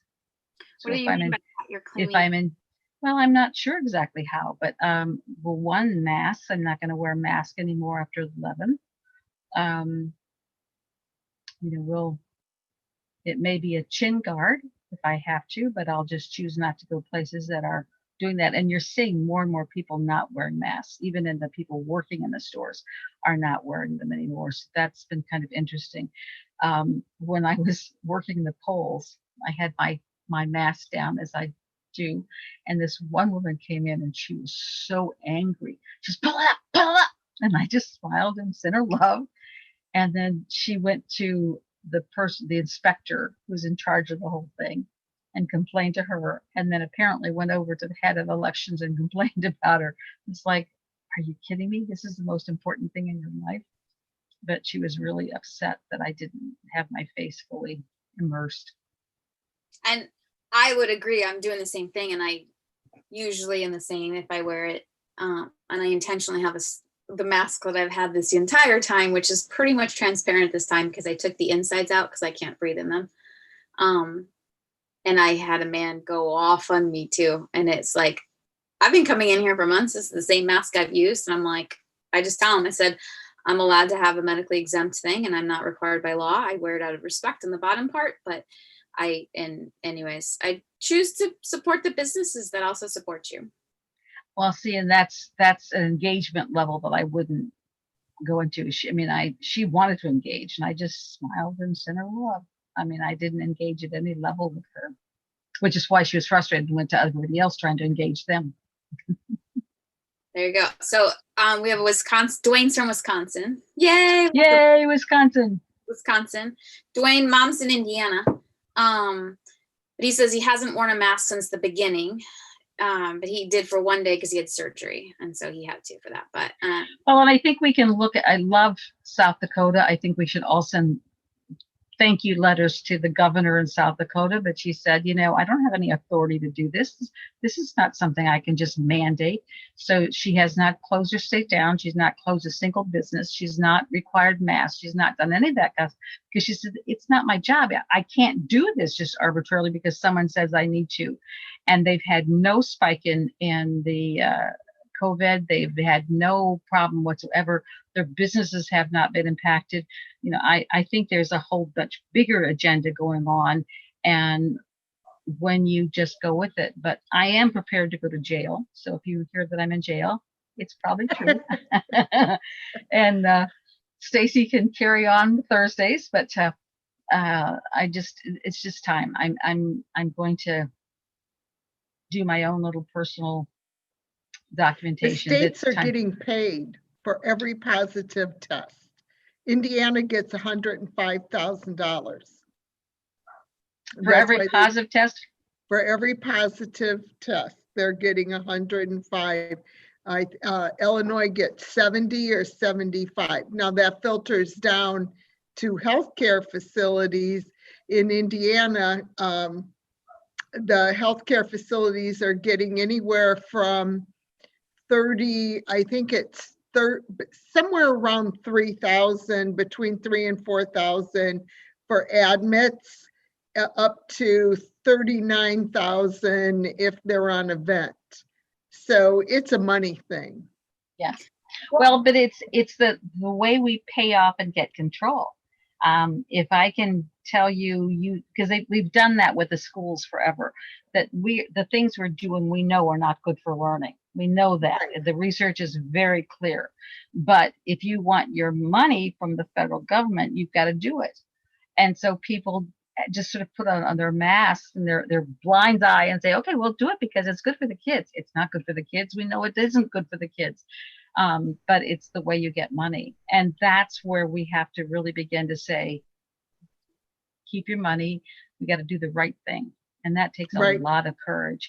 And that's why I really applaud the South Dakota governor, because she, and you notice you hear nothing about it. She just gets no publicity at all.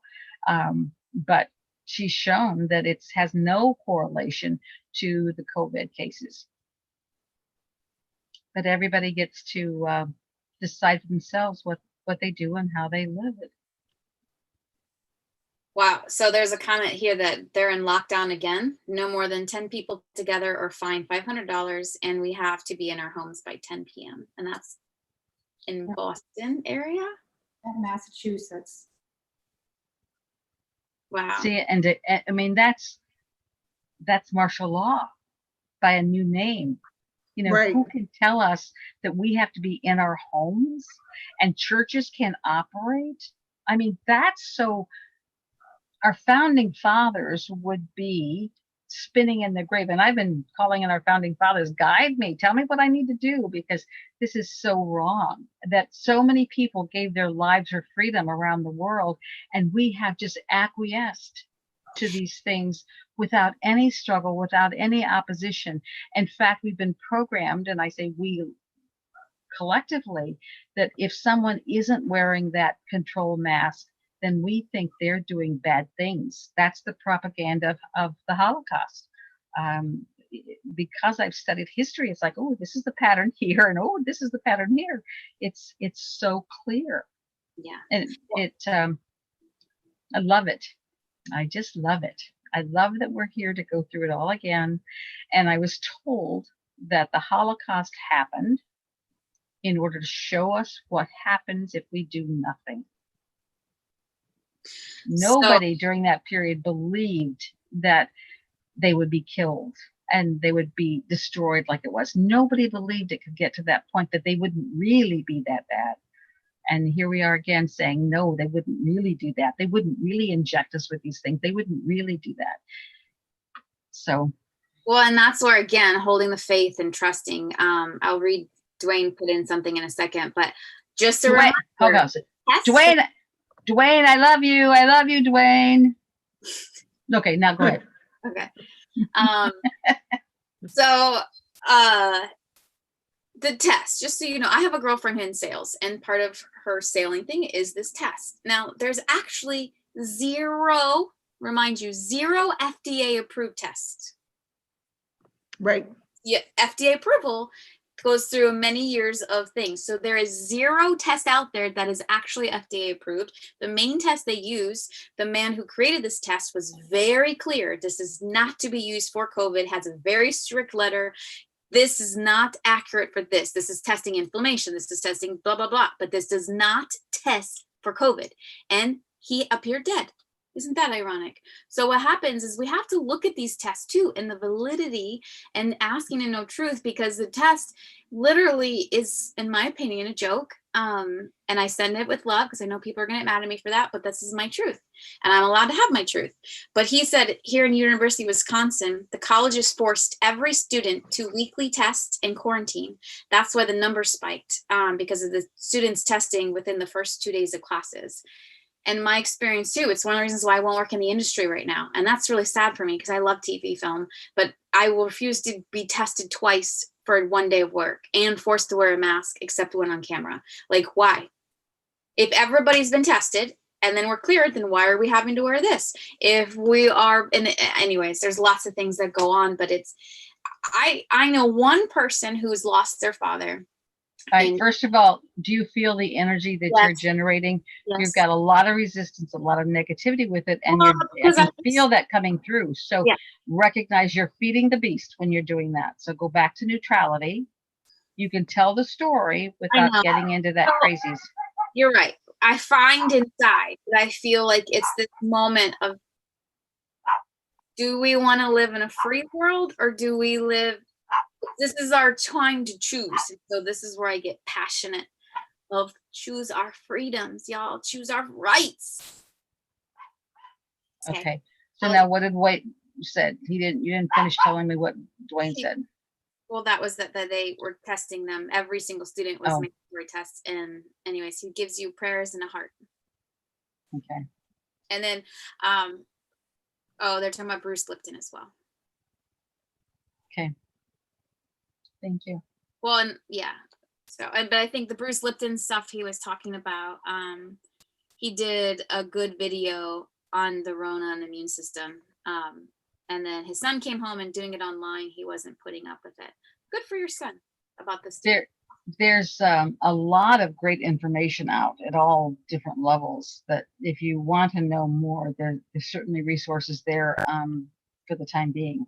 We're getting more and more filters on our social media, but at least right now there's still quite a bit out there. And I'm doing my best to stay inside as much as possible and not even do public because it's weird. And even where I live, they've boarded up so many things. And I still hear fireworks going off at 2-3 in the morning, helicopters 2-3 in the morning. Like, I really feel like there's this mentally subconscious programming they're putting in us. Well, they have to have you in fear. Fear is what makes you controllable. So they're selling fear at different levels for different reasons, but anyone and anything that puts you in fear is not serving you. It is the opposite of empowered. And you are empowered when you follow your own inner guidance, your own inner knowing. That's our goal, is not to have someone telling you what to do, but to really trust your inner knowings. And my job, I feel, is to help you gain confidence in listening to that inner self. So we've made Jennifer a vocal person. She's found her voice. So I hope. Go ahead, Stacy. If someone is feeling fear, how do you suggest they? Love them. If they're selling you on fear, it's because they're trying to control you. Fear takes the energy down. Love them for what they're doing and how they're doing it, and that literally takes your energy back up. And then you send that higher vibration out, which neutralizes their fear. And so, it's like a child who's having a temper tantrum at age 2. And again, because I had so many years with kids, it's great analogies. But if you've got a kid throwing a temper tantrum, you don't need to get mad and scream and holler at them, but you have to let them know very firmly that this is not the way to act. And so you love them as you move them to another way of being. It's an adult temper tantrum. I'm going to control you. I'm going to tell you what you got to do and how you got to do it. And to do that, I have to get you in this vulnerable state of fear. Don't play the game. Rise above.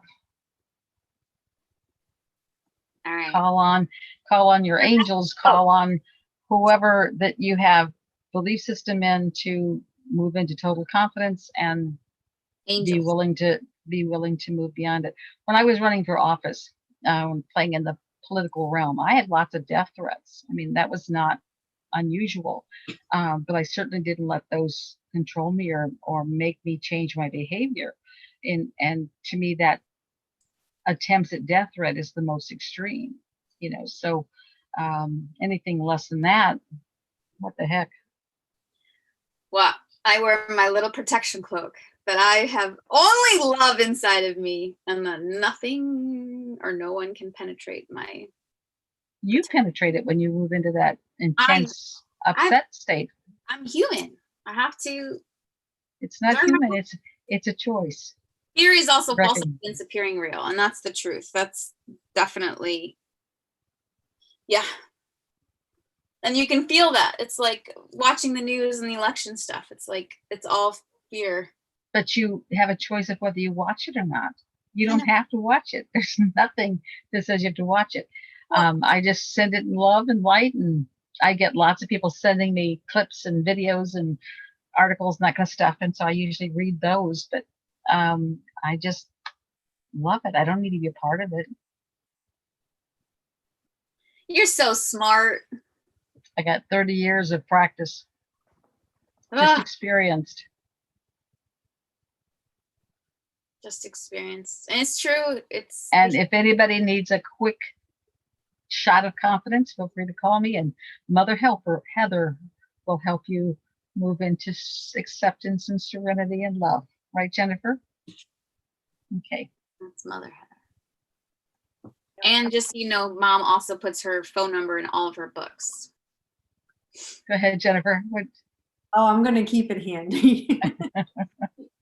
Well, do, because Stacy calls me, and within 5 minutes of talking, it's like, oh yeah, I got that. But had she not called me, she would have simmered for, hours, maybe the day, or, I don't know. So sometimes you just need someone to go, oh yeah, that's right. And the higher way. Yeah. And that's what we're all being asked to do, just take the higher route. You don't want to play at their level, because when you play at their level, you just create more of what they're creating, whoever the they is.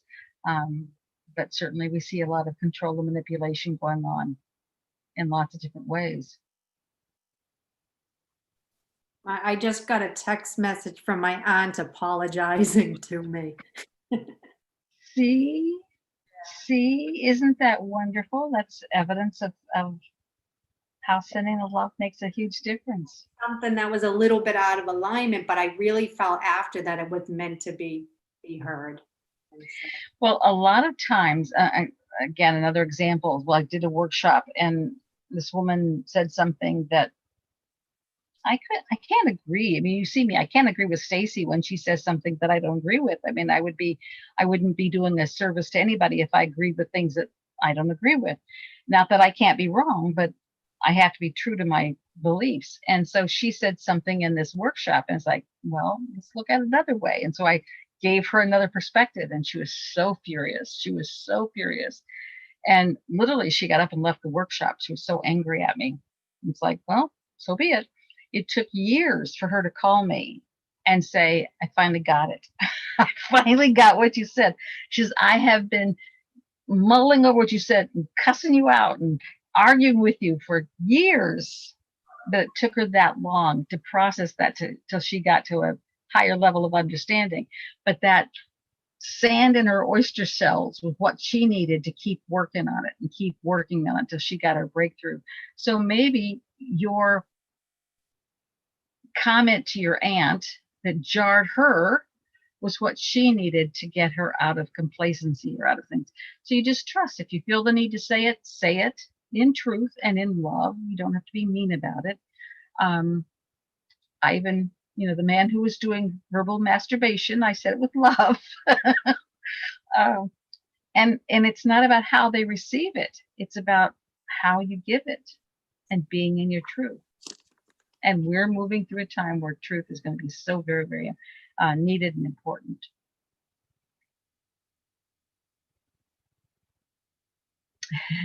Alicia, anything else you want to add? You've had all kinds of interesting tidbits. You come with a lot more experience in areas that I've had. No, not right now. I can't think of anything else. Okay. And how about you, Terry? Anything you want to add? You've been very quiet. No.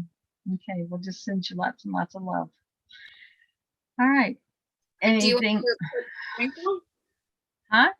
You want to do a quick sprinkle? It doesn't feel good tonight.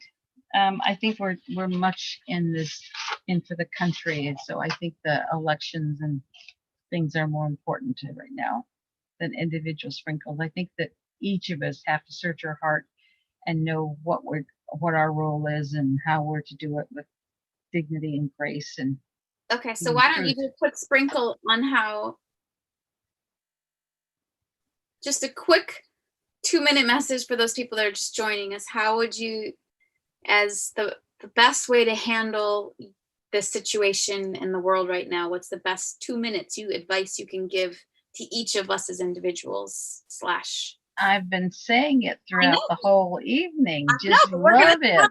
now and do a spirit sprinkle for the collective. I love that I always ask for spirit sprinkles. See, I'm getting those comments because I love spirit sprinkles. Who said that? Candace. I love that you always ask for sprinkles, and she did the rainbow and the stars and the hands and the eye of protection, and it's 555, which is a magic number. Just do a quick summary. Not 555 here. Here it is.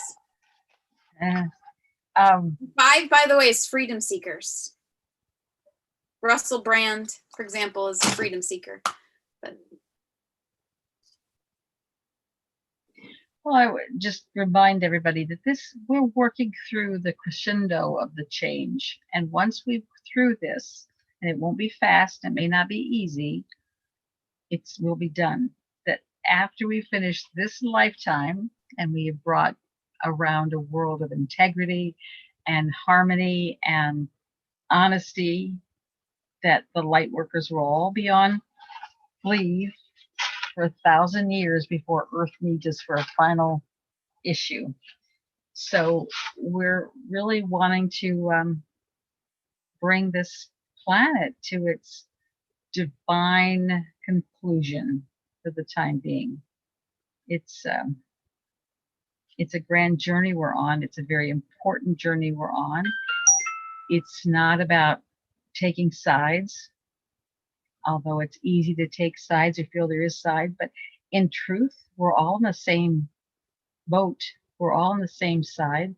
And so it's about literally honoring and being in balance and harmony and in our own place of integrity and truth, and that our government is a reflection of us. So the more we can be in integrity, the more we can be in honesty, the more we can be in our courage and our total divine perfection, the more the government will reflect that. Right now, the government is reflecting our lesser side, our shadow side. And we have to be willing to walk through that as well. It's our collective karma. And once we move through it, we'll be through it for good. And the way we get through it is just love and light, staying in balance, staying in harmony, staying in our truth. Mm. See? Beautiful. Okay, I have one question. When are we going to start using the other planet to lesser lights can go live on? Doesn't matter. Why? Doesn't matter. That's a mind game. That's your mind wanting all the answers. It's not important. You've got to be at peace now, in love now, in harmony now. And that doesn't mean in harmony with people who are thinking like you or acting like you. It's being in harmony with everyone, regardless of their opinion, regardless of their position. So we have to arrive in that unity consciousness. You have to choose it. And it doesn't arrive. It sounds like a train you're on that's going to come into the station. And when you get off of the station, you're going to be in harmony. It's not the way it is. In this second, are you choosing harmony? In this second, are you choosing harmony? In this second, when you're being attacked, are you choosing harmony? It's a choice that you make in every situation. Integrity, living your truth. We've heard Jennifer say a couple times about finally speaking her truth. That's integrity. When she would bury her truth, not speak it, she may have been honest, but she wasn't integral. So now that she's living her truth, she's in integrity. The more people are in integrity, the more collectively we bring that about. You know, the 100th monkey phenomena, as Ken Keyes talked about it. We're all in every second making decisions and making a difference. But the difference we make can make it better or worse based on the decisions we make. But free will gives us the right to make a decision. This is definitely a journey, isn't it? Yep. The ascension process, it's no joke. It's real. Well, the ascension process, again, I get a little, people sound like the ascension process is like a roller coaster you get on and it moves you up and down and whatnot. The ascension process is nothing more than every moment of your day choosing what level of consciousness you want to operate in. It's not, you know, a thermometer that goes up with our temperature. It's a choice you make in every moment. When you choose integrity, when you choose love, when you choose harmony, when you choose balance, when you choose truth, you're choosing a higher vibration. That is the ascension. It's not something that's coming to us or that's going to be, it's just a byproduct of every decision you make. You eat a lot of food, the byproduct goes in the toilet.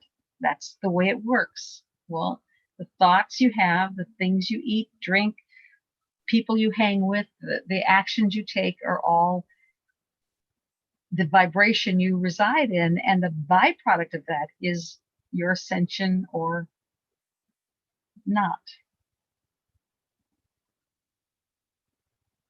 It's not nearly as mystical as people make it sound.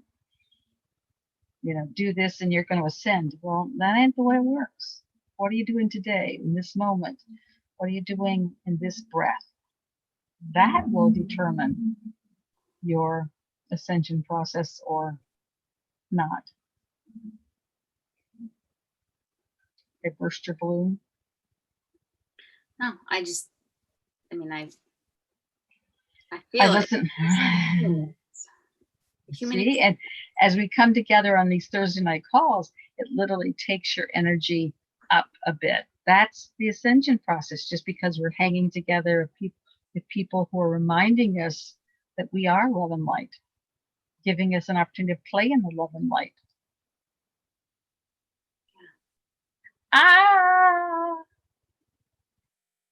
And then our challenge is to carry this elevated energy until next Thursday, you know, and pay attention to how you feel each minute and when do you start losing some of the buzz? When do you start, you know, coming down, you know? So Is it one step forward and one step back, or is it one step forward and two steps back? You know, I'm annoyed with the election. I'm going to go have a few drinks. You know, there your energy comes crashing down again. It's all a product of choice.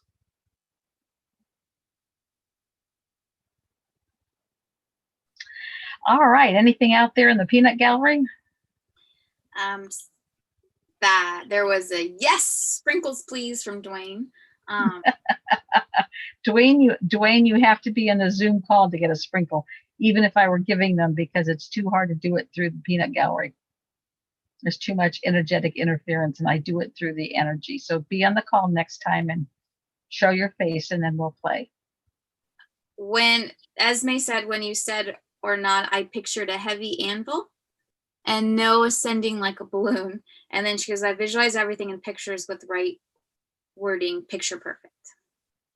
Well, we were told we're made in the image of God. Image is the base word of imagination. And so I believe God created us in the imagination. We create in the imagination. I think pictures are a very powerful way of doing the manifestation, doing the creation. So picturing this world in a happy, healthy place is very powerful. Whether you see it, I don't see pictures. I have, but I don't, that's not my usual mode. But I can hear them, feel them in a way that I can describe them visually. But I don't see pictures. So just create your pictures of the world you want to live in, the government you want to have. And that's very powerful. I definitely see a lot of pictures. I think for me, one thing that as we've gone in the conversations too, is when I see these reactions, I see it as like congratulations and honoring this person for being able to help clear the collective. That this is an opportunity to help clear the collective. And it's like, okay, look, we're letting go of this anger. We're moving through this. And so I kind of do my best to like energetically love that and to be able to collectively process, because that's really what's having to come up so we can. Well, just remember that we're always teaching what we need to learn. So as you're getting into this, we need to do this and this and this, recognize that's really about you teaching yourself. So Yeah, pay attention to those lessons. It's 100% is learn through self. And I find that's where you and I talked about before. I feel things usually a couple days prior than what a lot of people go through and process. And so I know I'm here to teach my experiences. And that was like when I did a quick video after that, it was like, it made so much sense. It's like, yes, just securing in that light and love, trusting and knowing that everything is divine perfect, and giving my attention and energy to holding that space feels 1,000 times more rewarding than going into the fear and the chaos and the, what's this date? What's this number? What about this? Blah, blah, blah. That was a Trump state before. And now it's like, oh, just relax. So it is choosing your energy wisely, what serves you. But yeah, I totally 100% learn from all of this. But yes. Then we have done our job. I do. Go ahead, Alicia. I have a question. Someone told me this the other day, and it's been pondering in my mind ever since, because I can see it, but I can't. Someone had told me that between Rosh Hashanah in September and our new year, that we are actually living in the future because of the Rosh Hashanah was the new year for the country that God made and loved, and we are the country that loves God. And somehow, and they said that's when you're supposed to create your future during that period of time. So have you ever heard that? I have heard that. And I've said many times that we are fed a story on how time works, but it is the way time works. It's a very, and I don't even have a word for it. convoluted is a word that comes to mind, but that doesn't even describe it. Time is not linear. Time is not rational. Time is not making sense. And so I don't know about the Rosh Hashanah New Year's, but I do know this is a very, very powerful time for creating. It's not by accident all this stuff has been going on with our elections and with our candidates and whatnot. And so I think this is a wonderful time to create your vision board or create your vision, or just write it out, or however you want to sit and daydream the world that you want, because those, and it's why I've been doing the manifestation workshops more frequently, because this is a powerful time for manifesting much faster and easier than we've ever done before. We're more powerful, and the veil between the worlds is much easier. Outside the physical world, when you think something, it's instantly manifest. It's why if you can go and change something in the etheric, in the non-physical world, it'll manifest in the physical world. But it starts in the non-physical world. But that veil, that wall between the seen and the unseen, is so incredibly thin right now that we're getting these things created very, very quickly. And so I would definitely absolutely agree that we're